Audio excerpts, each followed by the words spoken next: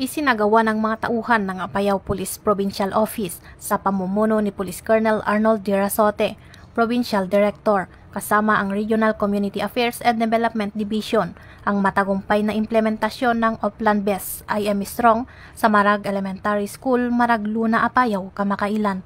Mainit na tinanggap ng punong guro na si Ginang Chandler Ibabaw ang aktibidad na pinangunahan ng nakaka-inspire na mensahe ni Police Lieutenant Colonel Tasio at tinalakay ni NUP Elizabeth Cedo ang tungkol sa anti-bullying at good touch and bad touch.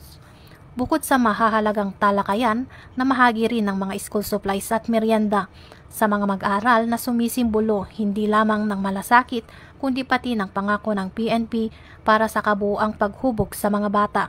Higit pa sa pagbibigay ng material na suporta, naghatid din ang programa ng mahahalagang kaalaman tungkol sa mga batas para sa proteksyon ng mga bata at lalo pang pinagtibay ang ugnayan ng PNP at komunidad. Sa pamamagitan ng Oplan BES, patuloy na naninindigan ang PNP sa advokasya nitong alagaan, protektahan at bigyang lakas ang kabataan sapagkat bawat bata ay nararapat lumaking matibay, ligtas at may sapat na suporta. Mula dito sa probinsya ng Apayao, akong yung PNN correspondent, Patrolwoman Jesly Sabado, alagad ng batas, tagataguyod ng Balitang Pulis.